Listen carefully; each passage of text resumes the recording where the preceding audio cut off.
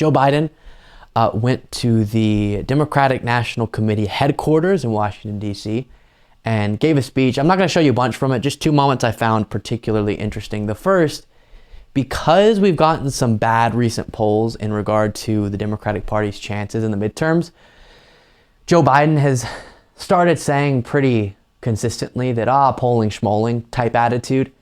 And I recognize, especially in this election, how there's a good chance the polling is going to be off, because when you have this many unprecedented variables thrown into an election, it's hard to know exactly how to get a good poll result. But I'm never someone who's wants to just throw out polling as a good political tool to judge where people are at any given moment in an election race. And I think it helps tune in which elections should we be focusing more of our time on and sending more resources to and advocating more on behalf of. We wouldn't really know that as effectively or accurately if we didn't have polling. And it's crazy to me, the misunderstanding about what polling represents. And I saw this a lot after the 2016 election, where people, and I promise we'll get to the Biden clip, I know it's a long setup, but where people say, polling is completely worthless because of 2016. Wait, you do realize that the polling actually wasn't that significantly off. It recognized that there was a chance Trump could win if he outperformed what the polls were, and that's an expectation or a consideration in every single election by a certain amount. And one of the big, I think it's one of the big pollsters said that there was a 70-30 chance. A third chance of you winning is still pretty big. And so you should have been aware of that. Now, I know the pundits pretended like Hillary Clinton was definitely going to win no matter what. That wasn't actually borne out in the polls as much as people say that it was. So a misunderstanding there. Just because it's not the exact same breakdown and someone wins who wasn't favored doesn't mean that the polling's crazy. It just means that they outperformed the expectation there. But Biden is wanting to give Democrats hope by saying, listen, polling is not perfect, which I agree it's not. Take a look. And we're beating the tide. But we just have 15 days until one of the most important elections in our lifetime. And it's going to shape the way this country looks like for the coming decade, for real. Now the polls have been all over the place. First of all, if you speak to most pollsters, they're not sure anymore, not about the outcome, but about polling.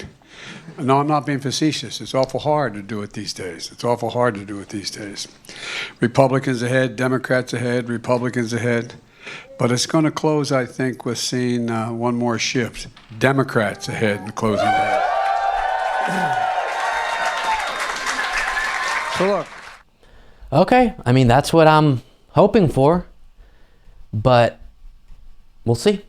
It would be awesome. I do think there's a chance. I think there's a better chance in this midterm, even with the polling as we currently have it, than you would expect in any other situation like this. Meaning, the variables that have been thrown in and the unprecedented nature of this election, I think makes it where you just don't know. And the other thing that's giving me hope is the huge voter turnout we're seeing in the preliminary results or data on that out of just the first few days of early voting. And usually significant voter turnout means, especially when it's early voting, that's going more towards Democrats.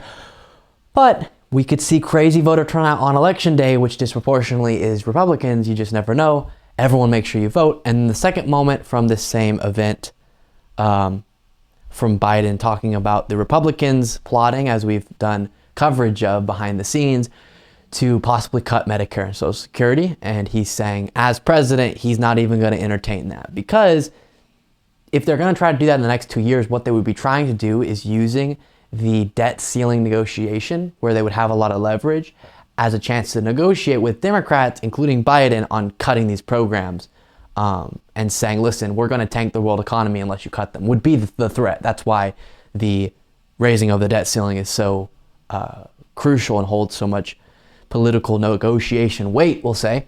And Biden's saying, no matter what, I won't do that, which would be a strong stance to take, and I love it. We, the Democrats, are the ones that are fiscally responsible. Let's get that straight now, okay? And we're investing in all of America, reducing everyday costs while also lowering the deficit at the same time.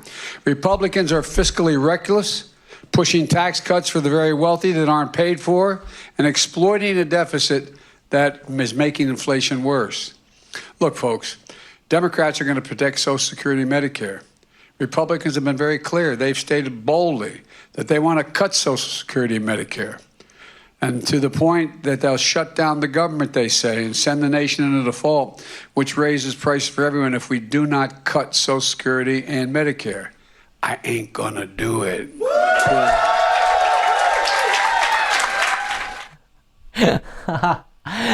Okay, I love that he said that, but I also love the way that he said it. I ain't gonna do it. Sweet. That was less of a whisper, but he does love saying, listen, I want to say that if this thing happens, I ain't gonna do it. But this time he actually said it in a little bit more of a full voice, but reminded me of that. So, hey, if that's the case, he's going to be in the coolest way possible playing with fire.